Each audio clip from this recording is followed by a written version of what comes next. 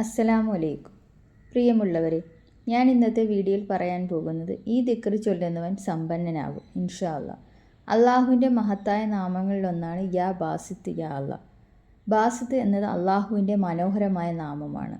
യാ ബാസിത്ത് എന്നതിൻ്റെ അർത്ഥം വിശാലമാക്കുന്നവൻ, അനുഗ്രഹങ്ങൾ വർഷിക്കുന്നവൻ എന്നതാണ് ഇതിൻ്റെ അർത്ഥം.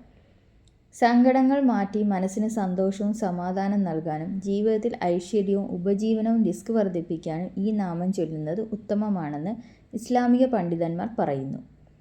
യാ ബാസിത്ത് എന്ന ദിക്ർ ചൊല്ലിയാൽ സങ്കടങ്ങൾ അകറ്റുന്നു. ഹൃദയത്തിലെ ഇടുക്കങ്ങളും വിഷമങ്ങളും മാറ്റി മനസ്സിന് ആശ്വാസവും വിശാലതയും നൽകാൻ ഈ നാമം സഹായിക്കും. യാ ബാസിത്ത് യാ അല്ലാ ചൊല്ലിയാൽ ഉപജീവനത്തിൽ വർധനവുണ്ടാകും. ബിസിനസ്സിലോ ജോലിയിലോ അഭിവൃദ്ധി ഉണ്ടാകുന്നു. സാമ്പത്തിക ബുദ്ധിമുട്ടുകൾ മാറാനും ഇത് പ്രയോജനകരമാണ്. ഈ ദിക്ർ ചൊല്ലിയാൽ ആത്മീയ ഉന്നതിക്കും മാനസിക പിരിമുറുക്കം കുറയ്ക്കാനും ഇത് ഉത്തമമാണ്.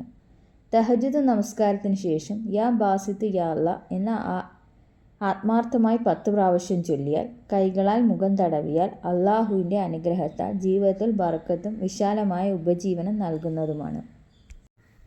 72 പ്രാവശ്യം യാ ബാസിത്ത് ചൊല്ലിയാൽ മക്കൾ, സമ്പത്ത്, ജീവിത വിശാലത ഉണ്ടാകുന്നതാണ്. ഹലാൽ മാർഗത്തിൽ ഉപജീവനം നമുക്ക് തേടാവുന്നതാണ്.